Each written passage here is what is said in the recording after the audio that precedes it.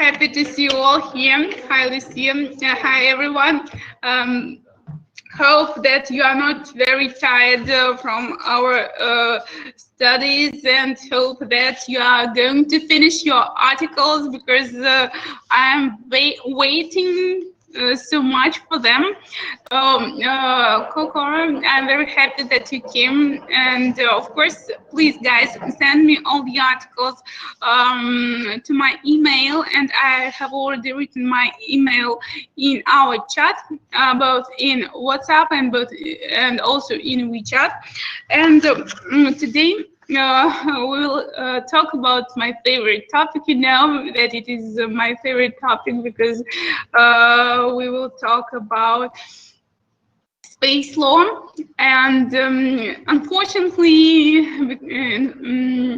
because we are online, we won't have the opportunity to play a space law moot court. But anyway, hope that one day you come here, you will taste our winter probably, or summer, as it comes, it depends, and we can play a real moot court game, because there are many moot court games and moot court competitions. If there were more people than 10, probably we could do it even here in Big Blue Button, but unfortunately there are only 10 guys and me. So today we will start with some introduction for sure. We will discuss the definition of space law, because space law belongs also to several levels of law, and we will talk deeper about space law. I remember that we talked about international criminal law and discussed some specific issues in accordance with space law. You also had a unique chance to listen to the lecture of Professor Charles, and he was very excited to have you as the participants and to take part at our law school, at our international law summer school. And but he talked mostly about the ideas of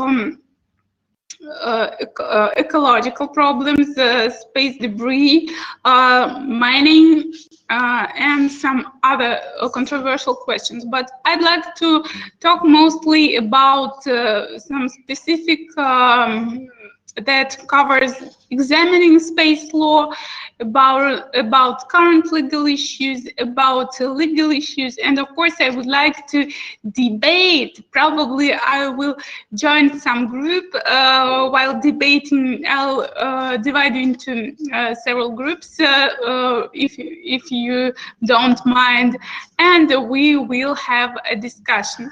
We will try to provide some solutions to current problems and challenges, and to future problems and challenges. And of course, we will have probably some time to talk about space tourism. You know that soon we will have the next space tourist. So when while space tourism becomes massive, of course it needs to be regulated, but in fact we do not have any specific regulation on space tourism, so absolutely no laws. Of course we have some national legislation on any tourism activity, but it doesn't cover space tourism. That's the fact. So when we are talking, of course, about space law, we know that space law can be described as the body of law governing space-related activities, and of course the space law is generally international law, because it covers a variety of United Nations treaties, agreements, conventions, and resolutions. as well as the rules and regulations of international organizations. Of course, we should talk about, when we talk about um, the phenomenon of space law, we associate it with some principles, rules. And of course, we have key principles of international space law. And these principles derived from international agreements that relate to the commercial use of outer space, firstly, because you know that the most important thing that we deal with today is commercial use of space. So we will talk about such principles as space is free for use and exploration, but please remember exploration, not exploitation. And sometimes people try to cheat, and they say that it is the same, exploration and exploitation, but it is not the same. These definitions are not the same. Space is not the subject of appropriation, and we should remember this forever. States are responsible and liable for their outer space activities and the activities of their entities. Of course, so we have some special agreements that cover this principle, because of course, if you damage anyone, anything, you should pay for this. You should be responsible for what you have done. And of course, nations retain jurisdiction, ownership, and control of registered space objects.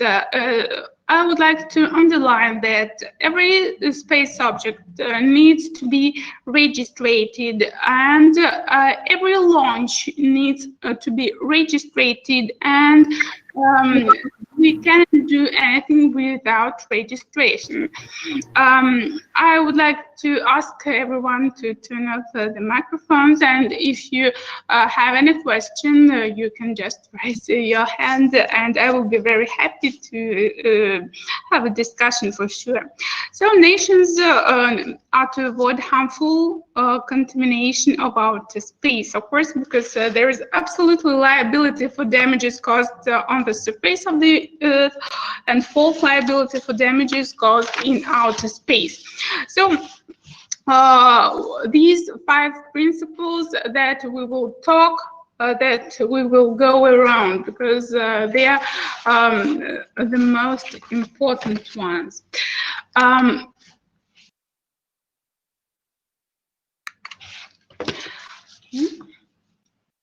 Of course, the field of space law discovers different types of questions. Of course, not only property rights, but still we have to discuss property rights, weapons in space, because these questions are very controversial. And good morning, dear Olga.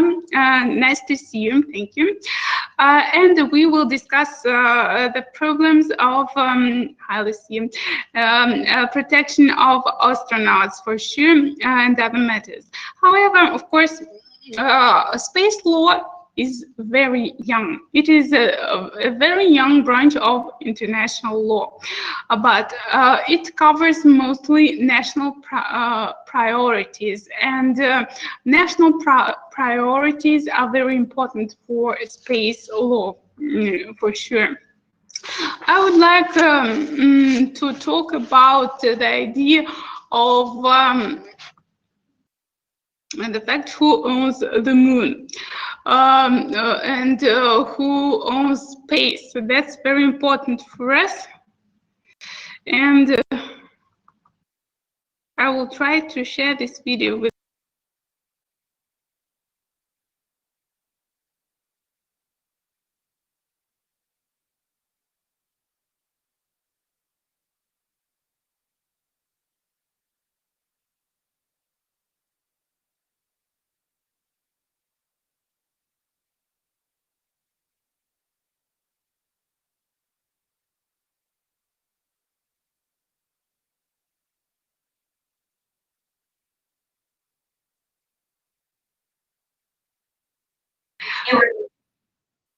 give you this presentation, and you will have the opportunity to have a look. Don't worry, because I guess the video is very big and it is hard to download it here. But anyway, let's try to understand who owns the moon. So, do you know that there were many companies that tried to sell some objects, pieces of the moon, and it was very funny to see such advertisements, and even some companies trying to sell the stars, some celestial bodies. What do you think? Is it possible, in fact? Anyone who wants to buy a piece of please. I saw that people were not maybe selling stars, but calling the stars a certain name, right? Maybe it's not the same like owning the star, but maybe it could make sense if we are the ones who have named everything in space, that we can just officially name the stars if somebody buys the right, but it doesn't mean that they have the star. Yes, that's true, absolutely. You can name the star. And what about buying the piece of the moon? You know that we have some cases that some companies tried to sell them. Yeah, like the USA thinks that they, sorry, Olga. No, please continue. Okay, thank you.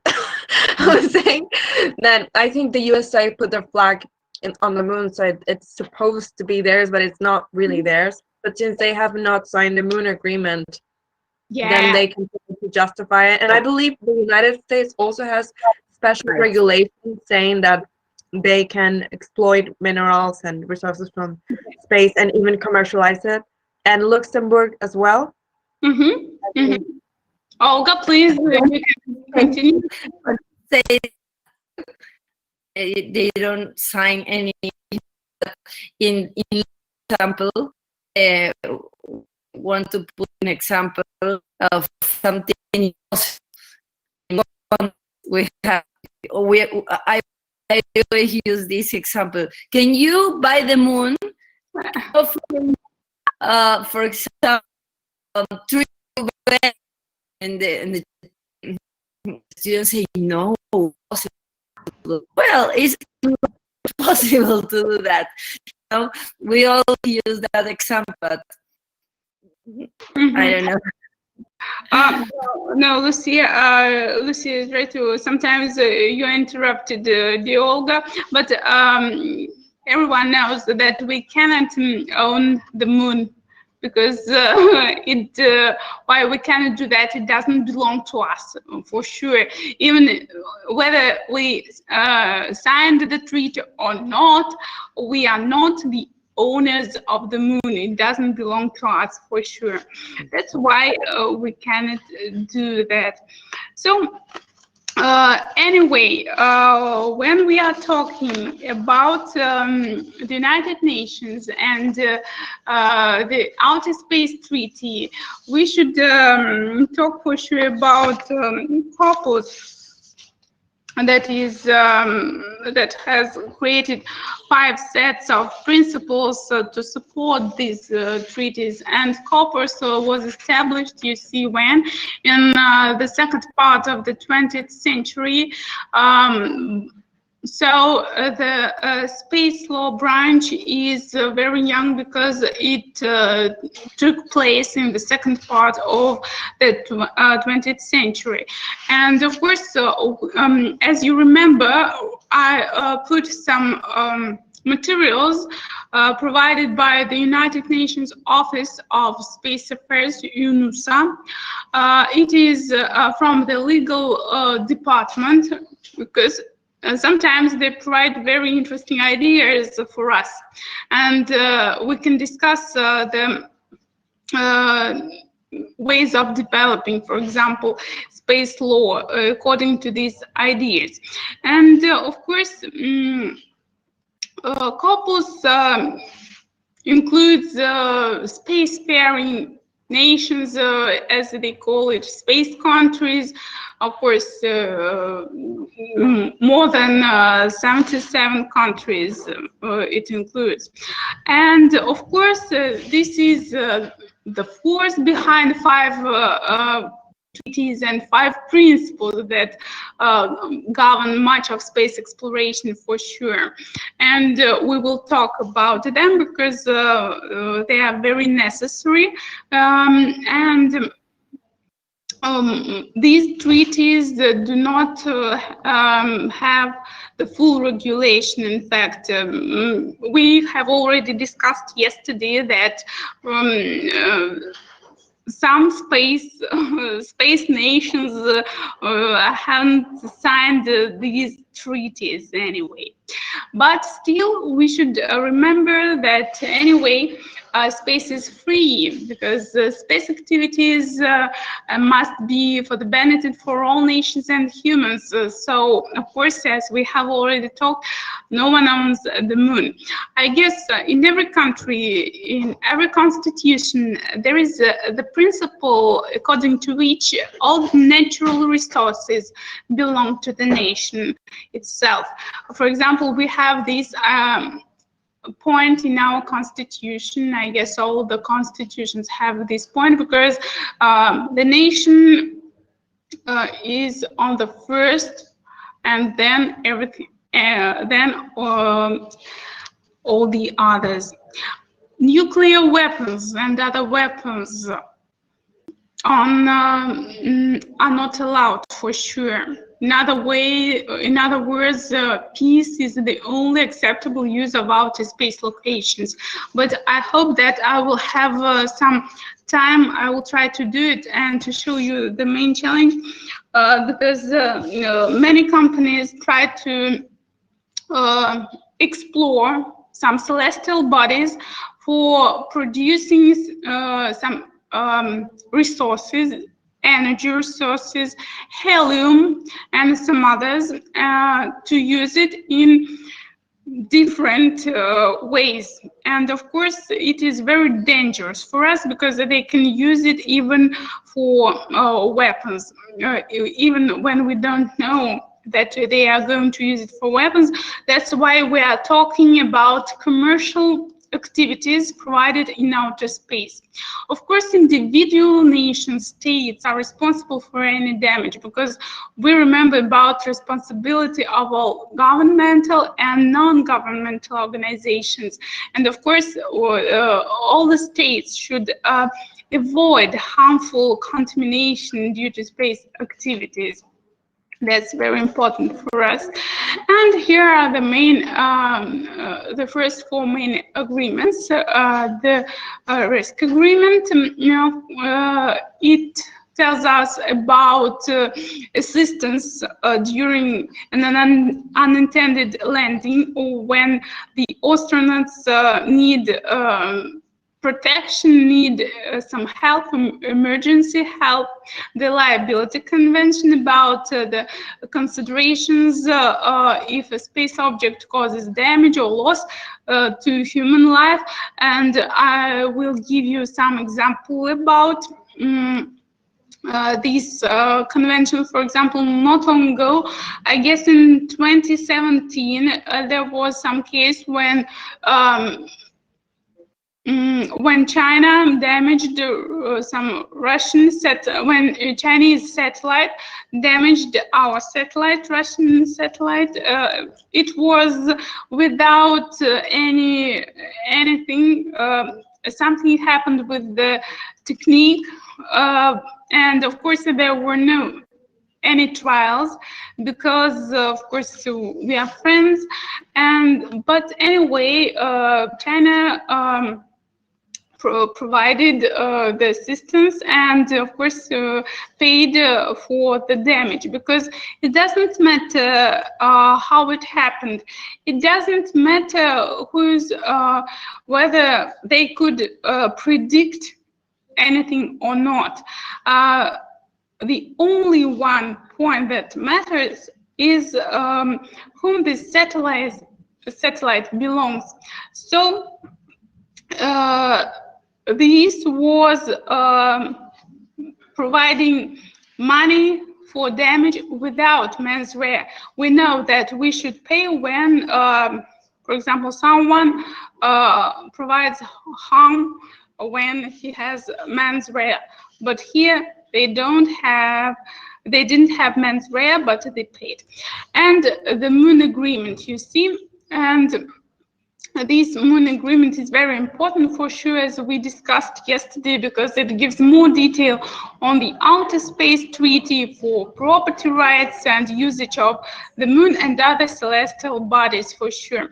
And property rights are very important because of course, we provide experiments, especially when we are talking about intellectual property rights, because you know that many states provide experiments on the orbit of the Earth on the International Space Station.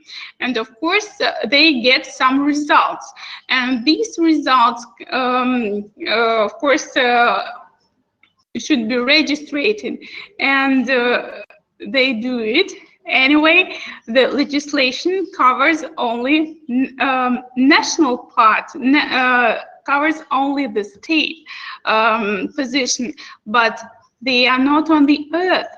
And every state has its territory, and outer space doesn't have this point. Outer space doesn't have territory. So it is a really interesting issue because, in fact, the International Space Station has a specific legal status, according to which there is a specific way of registering, for example, patenting, for example. It covers mostly patenting, of course. And here are some sets of principles also to support the treaties: declaration of legal principles, broadcasting principles, remote sensing principles, nuclear power sources principle, and benefits declaration. That we will have a look at. And of course, the United Nations has also held 3 Unispace conferences, and one of them also covered the questions of environment of space, of course, because space law doesn't cover everything, and you see that when we are talking about space law, sometimes we take the analogy. Analogy, in fact, is not very popular because lawyers like strict laws when the law covers all the questions for sure. But sometimes we don't have the regulation, and when we don't have the regulation, of course, we are looking for the similar legislation, and the most similar legislation is, I guess, you have already told, and we have already discussed it.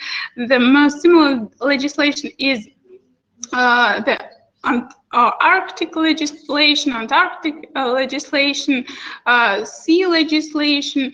So we can have a look at these laws as well. And of course, while examining space law, we need to have a look at unispace positions, because of course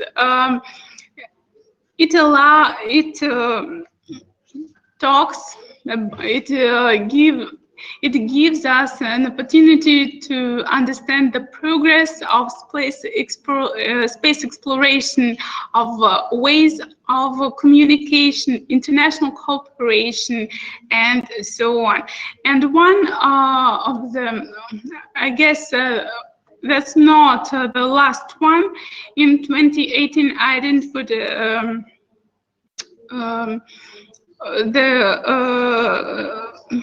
Unispace that took place in 2019, but still,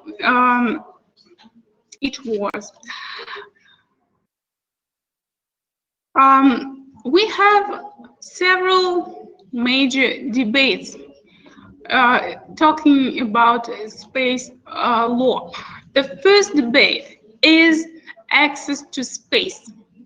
And there are some issues, mostly about the national regulation. You know that I have already told you that space law has several levels. The first level is the international level that is covered by international treaties, agreements, resolutions, declarations, and so on. And the second level is national legislation. National legislation belongs only to the country itself, only to the state itself. And inside the state, of course, we should implement international principles, but we don't do it often. That's why sometimes it happens in such a way that, for example, in the USA, they provide laws that do not follow international acts, and it happens sometimes. But anyway, we should follow international laws when it comes to outer space, because of course even launching is registered international in the way that is written internationally. The next idea is about weapons in space, for sure. Of course, when we talk about weapons in space, we know that we do not want to start Star Wars, for sure, because of course we are not weapons in outer space is permitted, absolutely. Is not permitted. The next debate is about space debris. So we have enough space debris, or how it could happen in such a way, because many years, year by year, we launched many satellites, and of course, without our help, there is enough debris in outer space. And of course, if it comes for us, for the nations, we do not do anything. And yesterday, as I guess Charles showed you how it looks like in outer space, there is much debris there. So of course, space debris can provide harm to and damage to for example, satellites, and so on. The next point is about mining rights, because this dispute is very important. And of course, there are some cases that happened in 2015 and 2018, and I also provided you some information in our chat about mining. And there are two companies, for example, in the United States that are performing asteroid mining in the coming years. So you see them, but that's very important for us to understand that mining is not applicable. We cannot mine resources in outer space. It is impossible, for sure. But they say that they can do that. And the other country, that is Luxembourg, also tries to give the opportunity to the companies that are registered on this territory to provide mining rights, because they didn't sign also all the conventions. But in fact, you know that Luxembourg is not a huge country, and this country is not a space country, as you know. It is very small, but still they are going to mine, they want also to mine resources in outer space, and that's awful for me. And of course, there are some boundary disputes. Oh, sorry, something happened with my title. Boundary disputes and property rights. So for sure, because Outer Space Treaty says that space and celestial bodies cannot be claimed by other nations for sure. But still, anyway, the U.S. Commercial Space Launch Competitiveness Act doesn't allow for territorial claims. So it's very necessary to now to understand the boundary positions and the property rights for sure. Of course, there are some ideas about satellite slots and regulating of them, because the satellites positions roughly 26,000 miles above the equator and have the same rotation period as the Earth.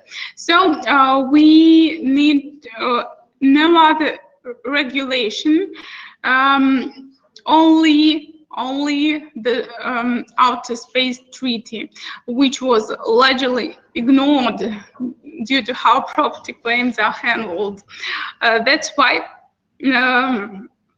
we still need to regulate it. That's why we have enough problems that we should solve while examining space law.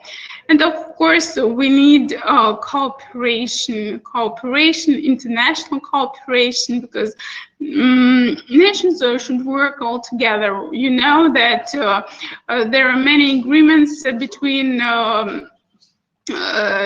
different space agencies, and the most major project that is provided with the international cooperation is the International Space Station, that has a specific regulation, and of course has an international treaty for sure, and it governs 15 member nations.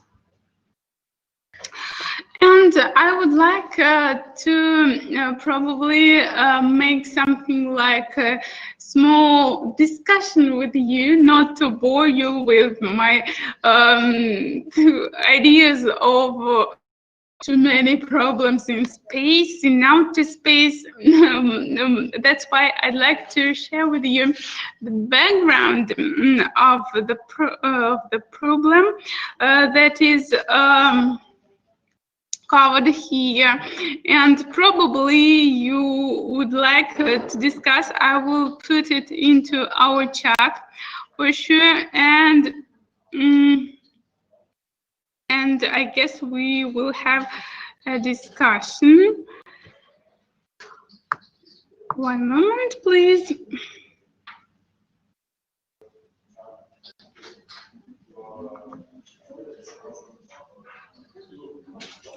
I will copy into our chat.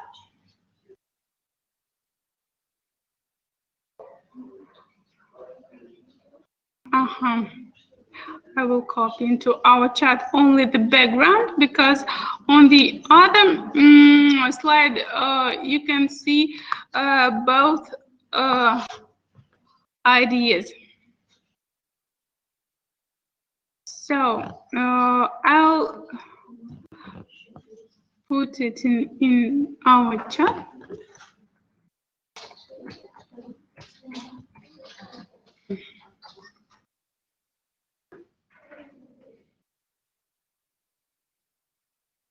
Oops.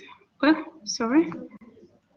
Oh, sorry. I gave you the link, in fact, to play the intellectual property game. If you have some time, I guess it will be interesting for you, because you had an intellectual property class, but that was not what I wanted to do. Or I want to share with you. One moment. Okay. Oh, yes. I got it. So I put into our chat our background. It covers the space, the problem that was between the USA and the USSR, and perhaps it was one of the most important problems. So I have to divide you into two groups just for probably 10 minutes, I guess, to defend two different positions. Have a look, please. This is about the first argument. The first argument is when you support it. For example, that mankind should always struggle to expand its horizons, and the desire to know what lies beyond the current knowledge, the curiosity is of first importance, and the exploration of the universe is a high ideal. Space truly is the final frontier. And the second group that will be in that will go to the second room will say that high ideals are all well and good, but not when they come at the expense of the presence. You know that, of course, many countries struggle from poverty, and of course, we face many problems on the earth, and when we haven't solved the problems on the earth, it is impossible to solve anything and to look for anything in outer space, outside the earth for sure. So have you got my idea? Guys, I hope that you're okay. Pedro, why you are not with the microphone? And Jongmin, you are not with the microphone, but I still want to divide it into two groups. I won't listen to you, no worries. But I guess 10 minutes is enough, not more. And one speaker will present his own group, and then we will have another dispute. Probably we will discuss it all together. Okay, you have 10 minutes. You can also have your water or sandwich, please. Okay. So it would be 7, 8 for you? Oh, yes, yes, 7, yes. 8. Okay. One more. 18 para nosotras.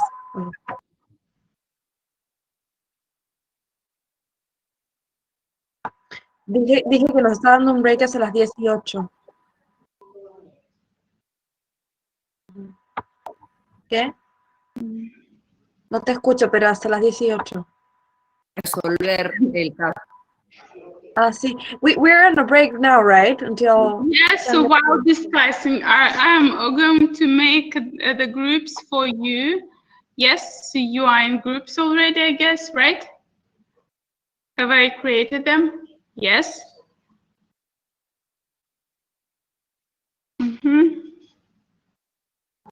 No, sorry. No. One moment, please. I'll do it once again.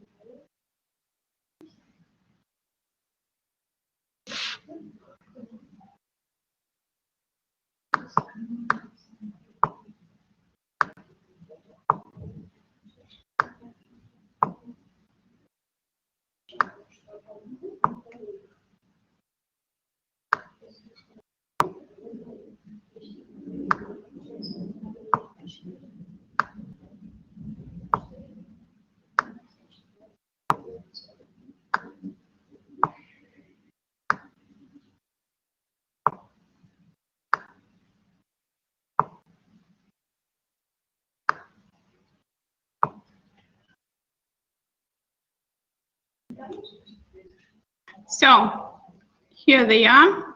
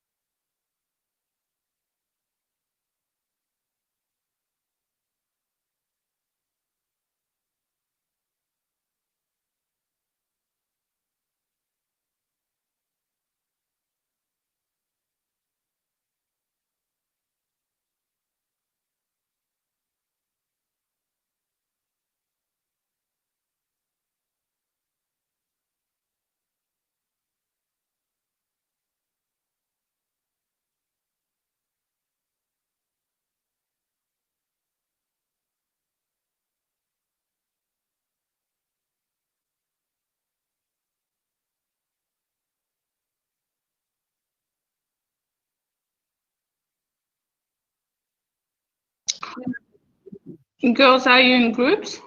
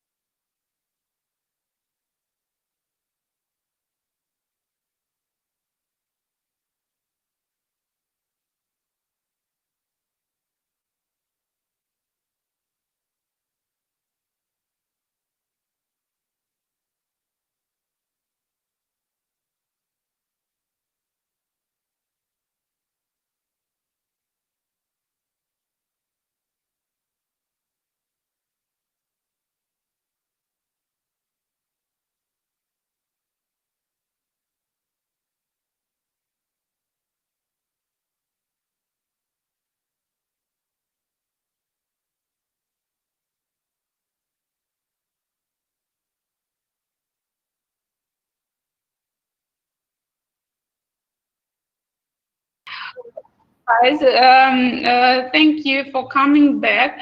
I see. I know that is got a flu as far as I remember. He wrote me, he informed about his illness. So you see his position in chat, but I would like to have a dispute with the microphone. So please, if you have your own positions, please present the positions of the group 1 and the position of the group 2. And of course, we will provide the position of and discuss, and someone can probably argue the position of so please, who will represent group 1? I don't know what group is 1, but my group didn't, we were not in consensus. Oh, really? So probably there will be 2 speakers who supports the argument and who doesn't support the argument. If you don't mind, for sure. Please, who will start? Okay. Okay, I can start. In my group, there was and Daniel. They both don't agree with the idea of exploring outer space. And then I believe it was Monica. I'm not sure if that's her name. I'm sorry. Who voted also as me for yes. And then the rest, I think, didn't make up their mind, so they didn't know. Okay. So yeah, my argument. Oh, I think that it's not really an issue about caring for poor people or managing problems from Earth, because states can manage those problems, and companies who have economic interests can explore the outer space. So I don't think this too should be an issue. Okay, the other position, please. The other argument. I saw, please, but be short. So, in my opinion, good afternoon, ma'am, and all my colleagues. I hope all are healthy and fine. In my opinion, being an engineer in space science and technology, as well as human space flight and space medicine, with a futuristic vision, I see that the primary role of science and technology is to serve, support human society as the first priority. So on Earth, as you have said already, we have enough problems to be addressed and to be solved. Space exploration in parallel can be continued. I don't say space exploration is completely wrong. No, your lecture also clarified that yes, we should have that mindset to explore as a human nature to grow further.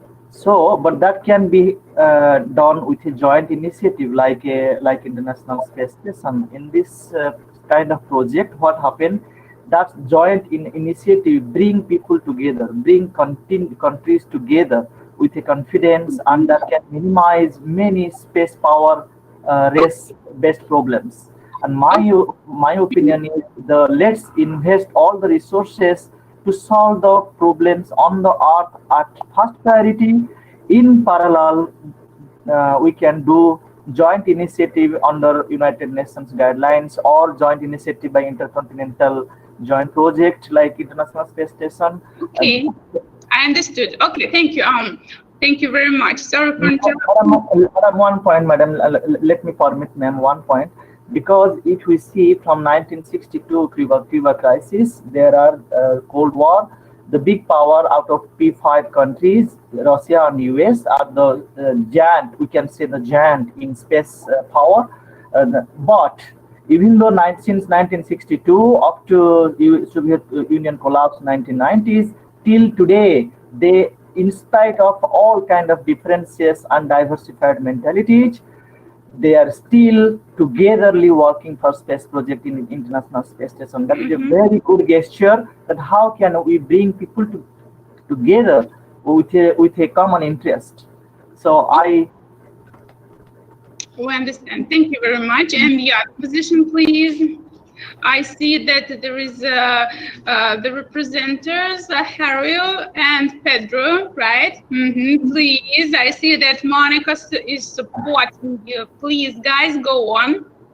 Okay, so in my group, I think we agree on the idea of space exploration because we think that we need space exploration because as we know, the Earth we live right now already have enough problem like pollution, and the Earth also facing overpopulation and shortage of natural resources, which means there is some possibility that in the future people don't have any space and resource anymore in this Earth.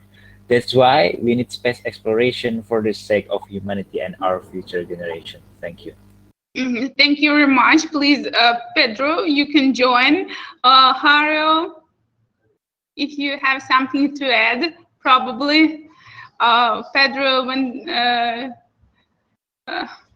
quit us, but I hope that he will join us with the microphone. Probably he just went out for this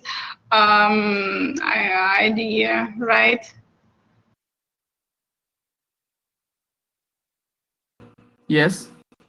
Oh, welcome back, Pedro. Please, we are happy to listen to you. Go on. Yes. In the same line, well, actually, the resources are using right now. You know that we are using the resources for the next generations, and not so just mining. I think in energy, the population in the world is growing up year by year, and well, we need resources.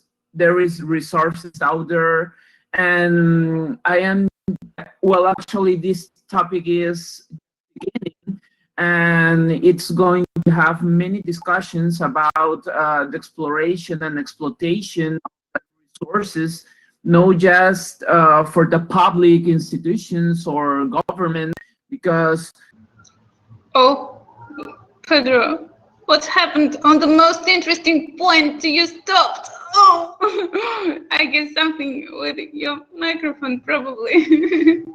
Oh, I in fact enjoyed the very beginning of ideas. Oh, Pedro, you're back. Good. Go on. no, just that. Okay. Now, okay. Thank you very much. So, of course, guys revealed the idea of space exploration. But anyway, I want to sum it up, because I guess that the second group that supported the argument, yes, the second group has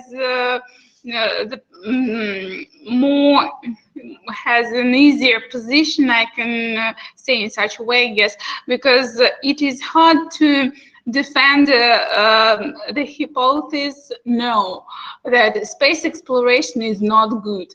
But, you know, I can speak on behalf of being an advocate barrister, because I worked for 7 years like an advocate, and I represented people in, at courts. So I can say that sometimes it is very hard to defend something that you don't believe in. But it is very important to provide the arguments for such statements.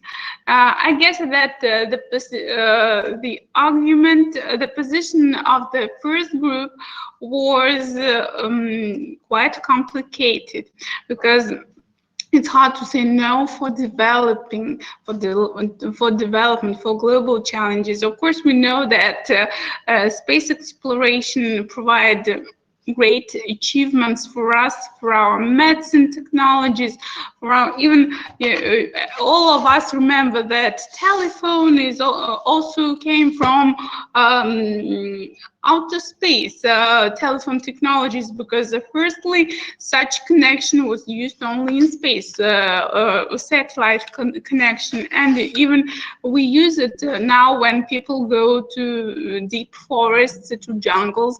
Of course, they have a special connection with the help of satellites. So we have many other achievements that we get from space, for sure.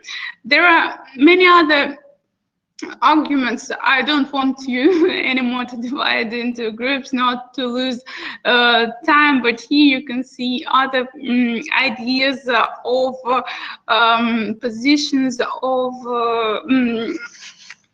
whether yes or no of supporting the arguments, because of course exploration is very important, and it depends. Sometimes of course it needs much money, it costs much, but still on the other hand, we understand that if we do not provide enough money into space technology programs, we won't reveal our technologies. And of course I can yes, I support you. Of course, there should be a balance between yes and no, of course, because this is a strategy. This is the policy of developing, of the country development, for sure. Of course, we can talk about benefits of exploration and exploitation, for sure. We can never exactly what will happen, what we will examine, for sure, but still it works. And this is, I guess, the last one. Space exploration, for sure, is an investment in into the future for sure, because of course we are rapidly running out of our resources, and some scientists, some researchers say, I guess Lucia knows this well enough, right, about our when our resources will finish.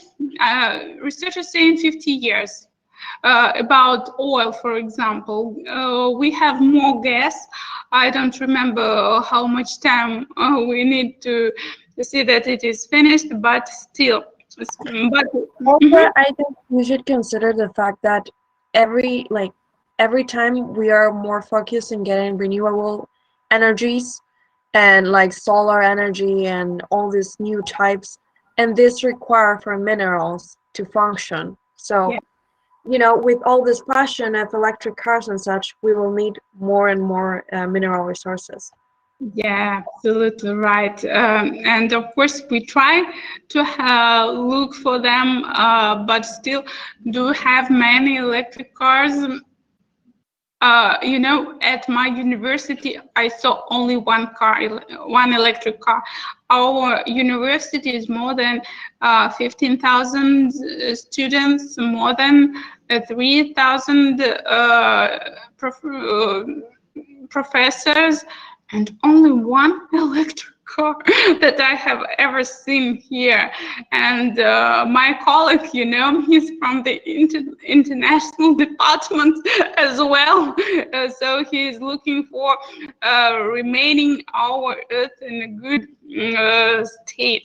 But still, of course, we have to look for some new resources. Of course, oops, this is. Of course, we are talking about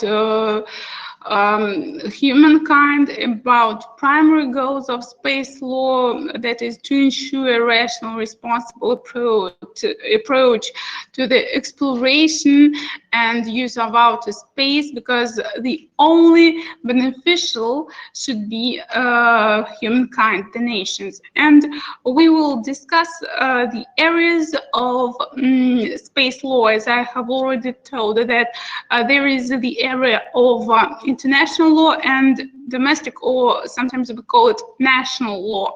That's why I should why I'm trying to pay attention to these facts, because of course you know that we should follow the international acts.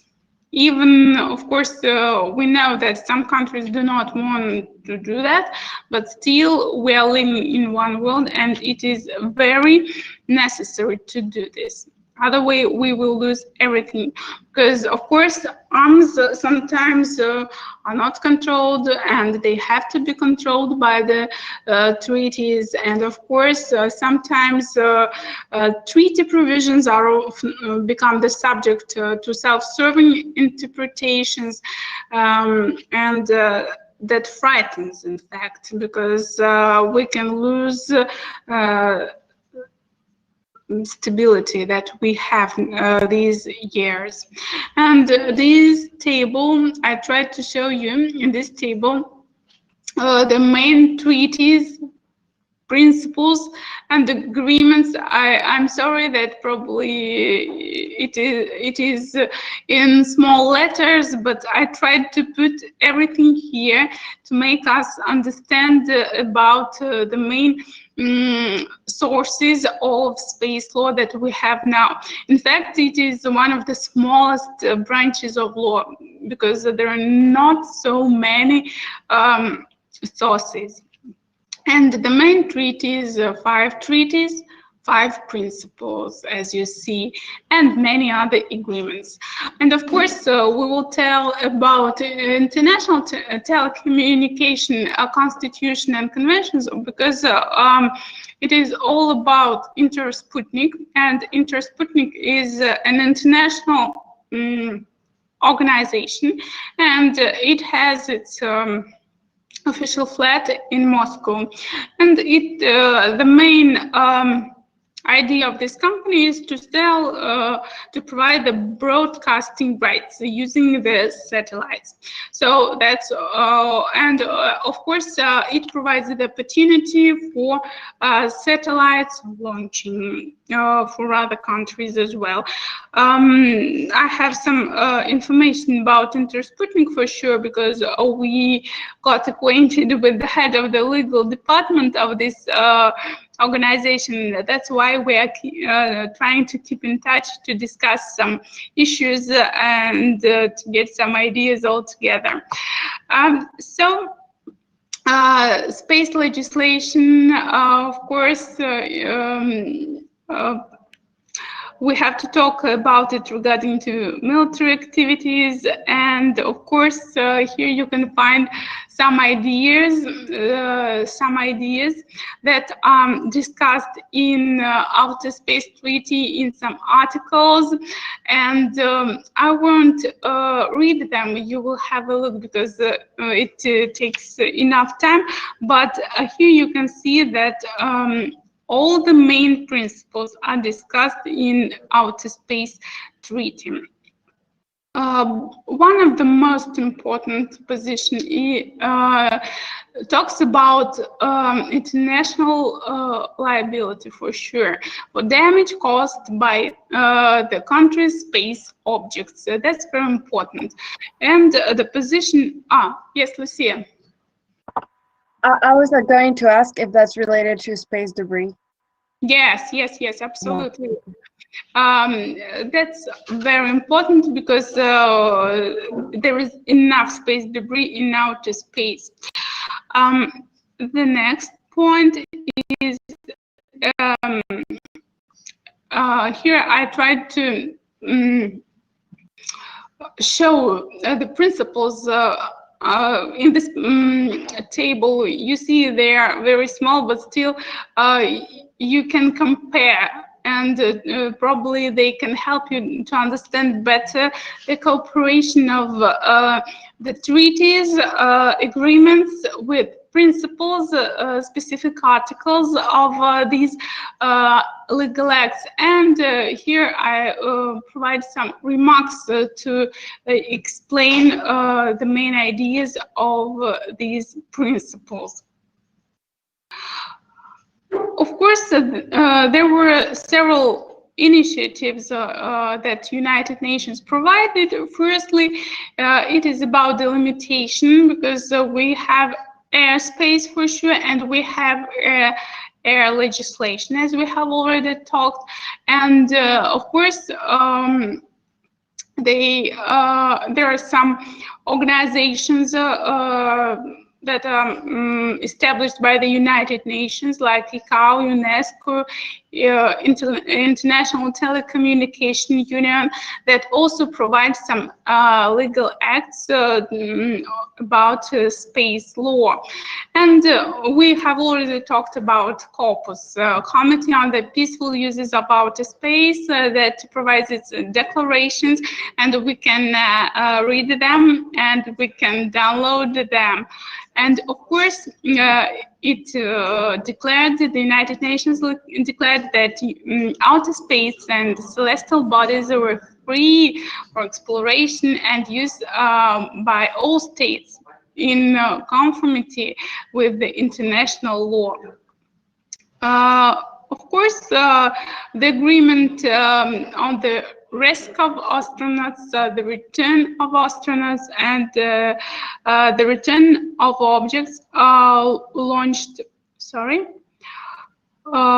into outer space is very important and ratified by many states, because of course any state should provide all the necessary assistance, help if something happens with the spacecraft or with the astronaut. And of course, this state should inform the owner of this spacecraft and provide the help. And of course, the state should provide assistance to astronauts and even medical care, anything else, whatever they need. The next important convention is Liability Convention. This is all about damage. These convention and the states, of course, that signed this convention are responsible for damage. As already Lucia told us about space debris, of course, they are responsible, in particular, the prompt payment, for the prompt payment under the terms of this convention, of full and equitable measure of compensation to victims of such damage. Of course, it covers joint launches. This means that the injured party can sue either of the two states for the full amount of damage, and that is similar to civil responsibility that we have in every state. Of course, it covers the compensation procedures, but anyway, if the parties are not settling the claims through diplomatic negotiations, both parties may constitute a claim commission and they can solve their problem altogether for sure. The next convention is the Registration Convention. The Convention on Registration Objects launched into outer space, and this convention was adopted in 1975, and of course it covers mandatory system of registering objects launched into outer space. So all of them should be registered in a special manner that is covered by this convention, and of course mandatory reporting to the United Nations Secretary General. The Moon Treaty, of course we talked much about it. Some states signed this treaty but didn't ratify. Anyway, you see that most of the countries that signed this treaty cannot be called, in fact, space nations. Not all for sure, but many of them. Many of them signed, but didn't ratify. And when the convention is not ratified, you know that it doesn't cover the territory of the country. Anyway, it provides one of the main principles. The moon and the other celestial bodies should be used only for the benefit of all humankind. And of course, it expresses a desire to prevent star wars, because of the moon from becoming a source of international conflict for sure. And Moon Treaty also bans any state from claiming sovereignty over any territory and celestial bodies. We have discussed this position that no one owns the moon or any other celestial bodies. And of course, all the natural resources are the common heritage of mankind. There are some ideas what is certain and what is uncertain. Of course, we can discuss them. They are in some ways controversial. They can be controversial because I put just something for fun. For example, Russia can't appropriate open space and celestial bodies. It is certain. Private entities cannot appropriate it on behalf of Russia. It is certain. So appropriation by any other means that it can be the property, but it is not allowed for sure. What is uncertain? status of property rights in space, because we cannot find anything. I guess that someone of our participants wrote. Oh, sorry. Angelica, you want to say something? You can. Oh, I guess. So here I wanted to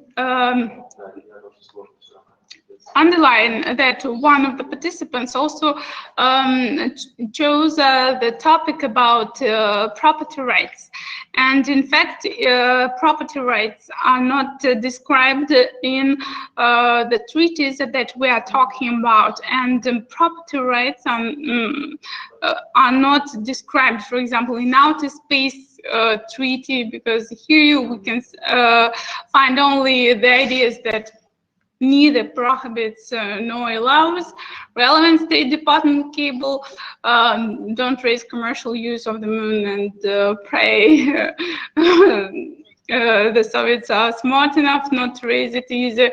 No, when we're talking about Soviets, of course, we mean the Russian Federation. What about Moon Treaty? It is there is some, of course, pros and cons, as in every legal act. But we will talk about cons for sure. Sometimes, in some cases, from my point of view, I don't know what do you think. Probably you will type in chat or just say loudly, discuss loudly. I think sometimes it is weak in some cases and unclear, and sometimes it doesn't answer the question. It doesn't solve the issue. How, when, if unappropriated territory becomes resources, and when we can say that this territory is our resource, for example. And of course, I have a question there. Sure. I was thinking a lot about this. Like, of course, you could say that if you take some blocks of the moon, then this could be resources. But what about, like, when we were reviewing the articles, there was a type of mining that was taking the whole asteroid. Yes. So wouldn't that be taking a territory? And you cannot really call it territory because it's not a territory. You know, it's completely different to what we know. It moves, it changes. Yes. It's different. So that's why I absolutely agree with you, because it moves really. It seems like a car. Just pretend that it is a car, or something that moves. We can put from one place to another place, because the asteroid moves with a special speed, in special way, with a special route, and so on. Of course, so we can say that our planets are moving also, but still, asteroid is a specific object anyway, and the moon, I guess that the Moon Treaty can't cover the celestial bodies because they differ, other celestial bodies because they differ. And when we are talking about the literature, legal literature, in fact, it is full of politics. Why so? Because it depends on the country where it is published.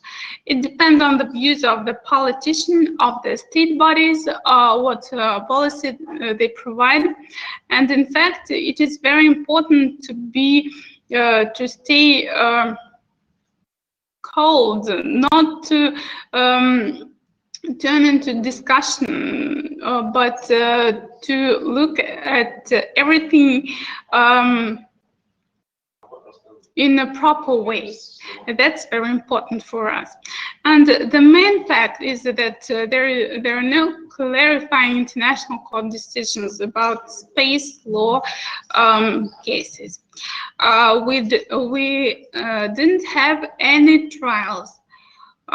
We don't have a special court. You remember that we have discussed with you International Criminal Court, International Court of Human Rights, but they don't discuss such issues, and we don't know how they need to be discussed, and we don't know how we need to solve the problems with who will solve them. The United Nations, they don't have a specific court. They only have the special department. As I told you, they have UNUSA, they have corpus, they have legal department, and that's enough. And of course, we have soft law. What is soft law? Soft law is law that is provided by national organizations, the law that is not published, but many states follow these laws. So soft law is not enough for such huge problems, for such situations that can cover such huge problems. What is likely? Of course, there are some ideas that are likely, for example, but still I have some ideas that are unlikely. What are they? And some issues and options for sure. The first one is about regulatory authority to an administrative body. Let's pretend that we are going on another planet, that we are flying in some international space station. And it can happen so that any woman can give birth. And so, which citizenship this woman will, this child will have? Do you know? I don't know. The citizenship of the International Space Station? I think no. The citizenship of outer space? I guess that will be a really international child, but still, these administrative questions are very important. Jurisdiction is very important. Territory is very important. Of course, there are many complex problems about non-governmental entities because they need specific regulation, because you know that non-governmental organizations may not follow strict the international laws. So they can try to focus only on their own ideas. And of course, there are questions of extraterritorial jurisdiction. For example, about questions of compliance, economic and political implications, and so on. Of course, we have some questions about licenses, and especially when we are talking about space advertising. Advertising is regulated through launch law. So law prohibits issuing or transferring launch license for payload containing obstructive space advertising. Of course, it allows non-obtrusive commercial space advertising, including advertising on commercial space transportation vehicles, space infrastructure, space launch facilities, and launch support facilities. They are provided, by the way, by Intersputnik in most cases. So you see an interesting triangle about a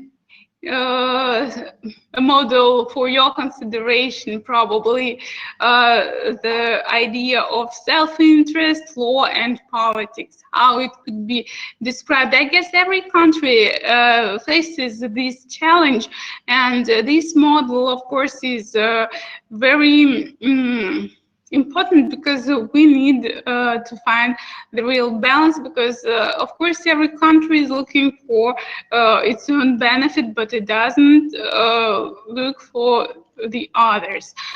And today's future, of course, is space tourism. I won't show you the video, just not to lose time, because you will have an opportunity to have a look at this video, but I guess space tourism is our future, and it will be one of the most popular ways of using outer space. And of course, I think that we will face some problems in future. Of course, today we think that they're a bit fantastic, but still, I talked about citizenship.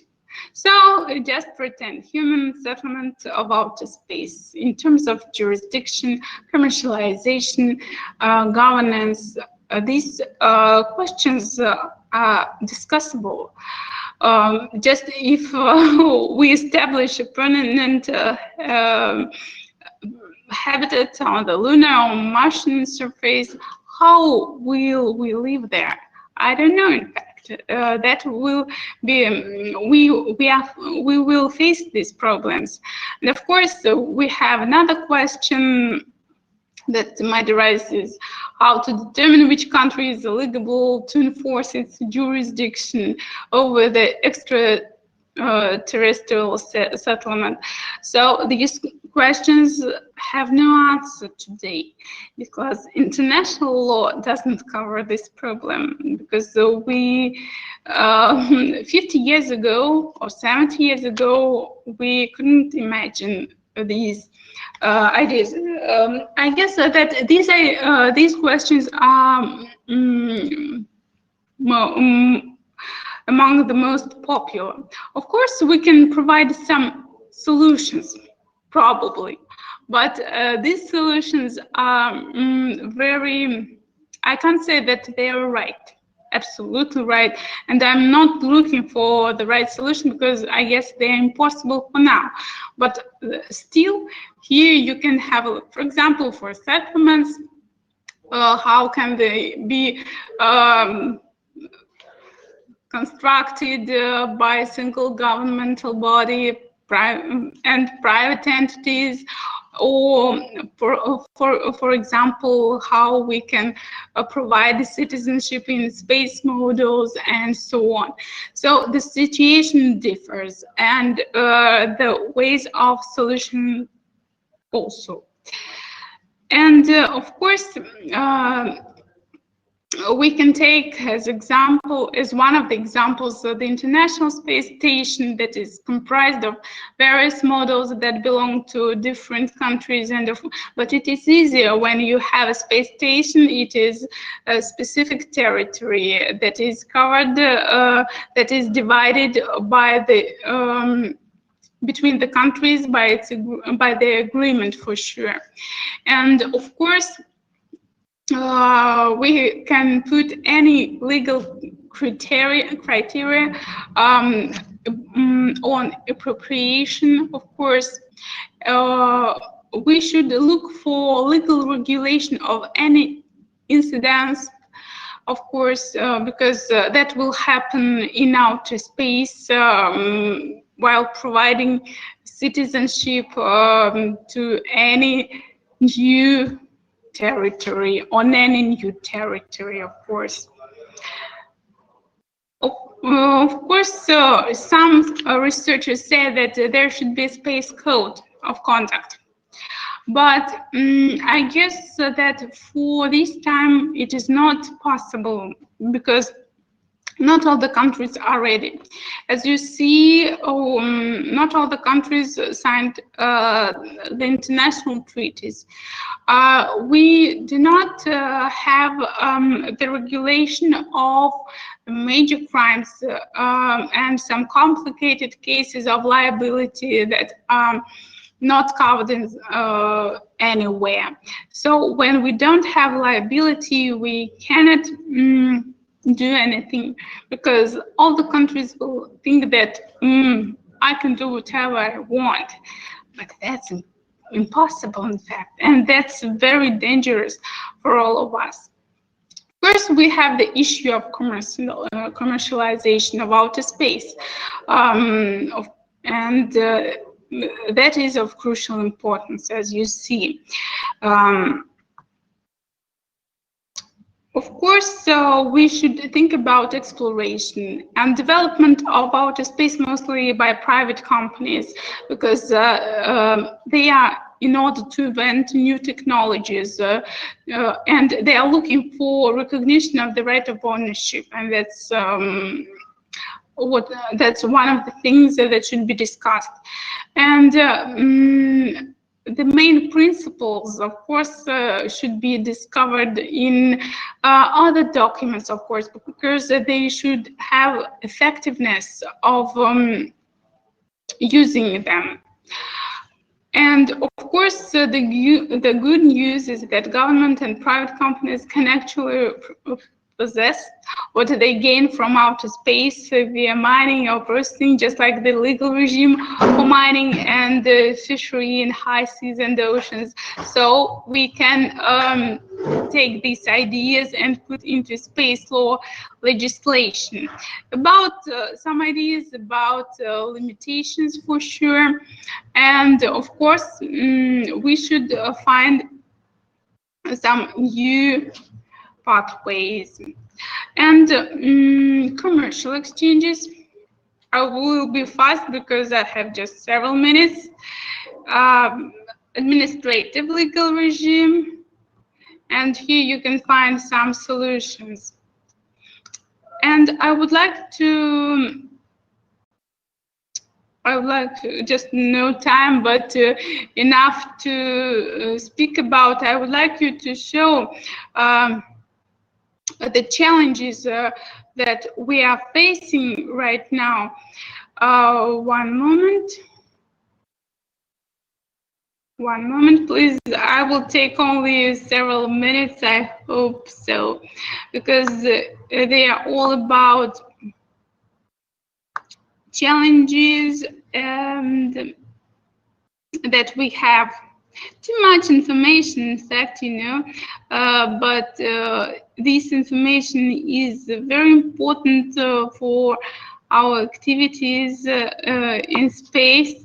I called this presentation like space law challenges, because but by this time you can ask me any questions if you want, while it is I have a question. I'm sorry.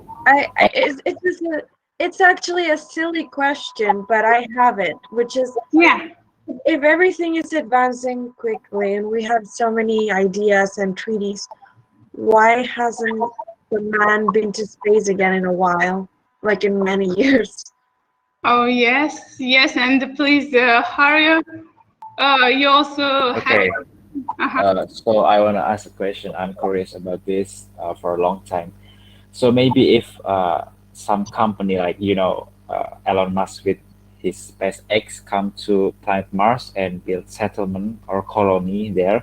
So I'm curious about if SpaceX build settlement on the Mars.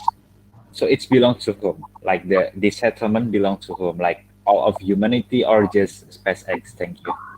Perfect question. Who will try to answer, guys? That's such a controversial question, and in fact, this question has no answer. Absolutely no. I wanted to ask a question or to answer. Hurry up. I don't have to ask a question, rather would like to suggest the response to the previous question of our friend. We have to consider that Elon Musk is one of the million of trillion of people in US and global community. He is not representing the whole globe.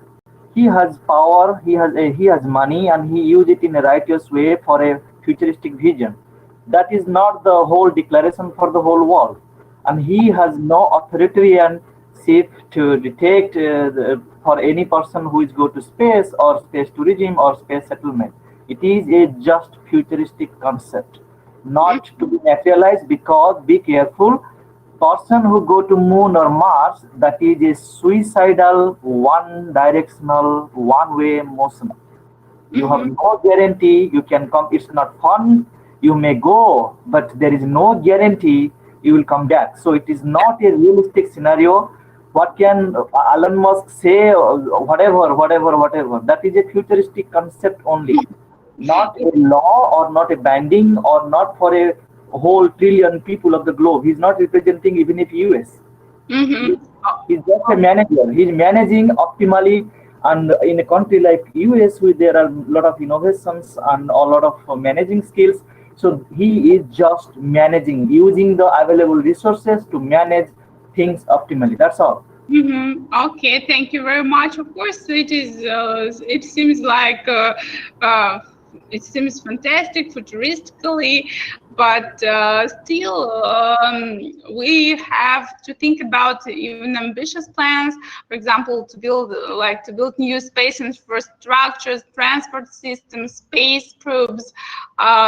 Probably they will require any specific regulation that we have to think about, of course. So we have to think about partnership that must involve not only established space powers but also emerging space nations and developing countries and so on. Of course, we have to be wise. So while using space, especially, we have no opportunity to use space weapons or anything like that.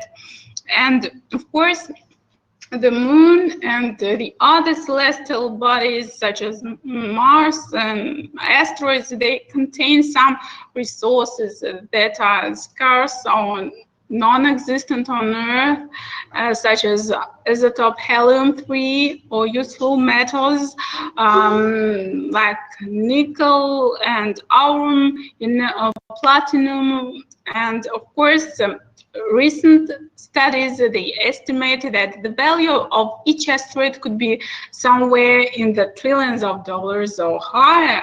So it is of great interest of mostly private companies.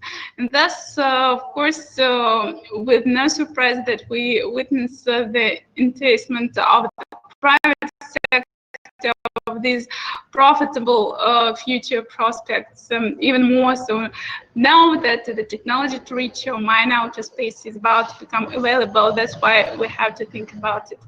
And of course, we have talked about different conferences, and for example, we took part in the first United Nations conference on space law and policy. It was organized with the government, where, by the way, we took part there with Charles as well, and we discussed these controversial issues. It was organized by our Ministry for International Affairs, and that's very important to discuss such programs on this level. And of course, we discussed the ideas that the source of commercial interest, of course, in the moon clearly is, for example, the helium-3. And of course, most of the private bodies are looking for exactly resources. They need them because, of course, sometime I guess they will even get these resources. And here is the ideas that some countries have, because the ideas of exploration and exploitation to get helium-3. You see here the way of doing this. So it is it should be discussed for sure. Of course, now it's clear that after the conference that there are a lot of extraterrestrial resources which have great commercial potential, and we all know about it, in fact. And however, the technology at hand still is in its infancy, which hints at the fact that mining the moon or asteroids won't be a matter for this decade. So everything needs much time for sure. On the one hand, it could slow down activities and thus discouraging innovation in space technology.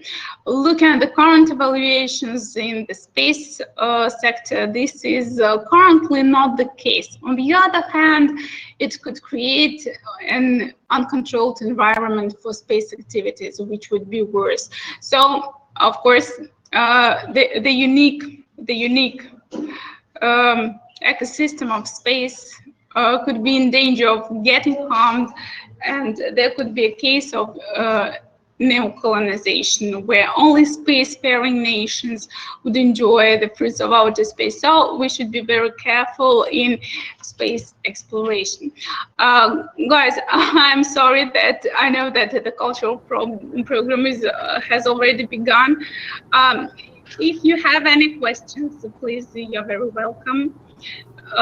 You can write them even in our chat. You can ask me. You wanted to ask something?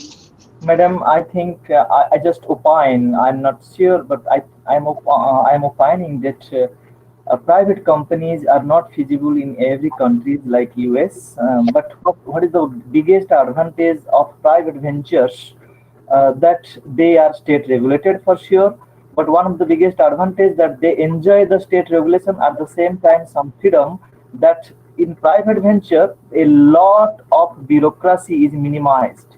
As a result, they have own freedom to take decision, to take loans, or to do all the things individually within their own capabilities, capacity, without going through such bureaucratic setup which delay the time and dependency, all these things.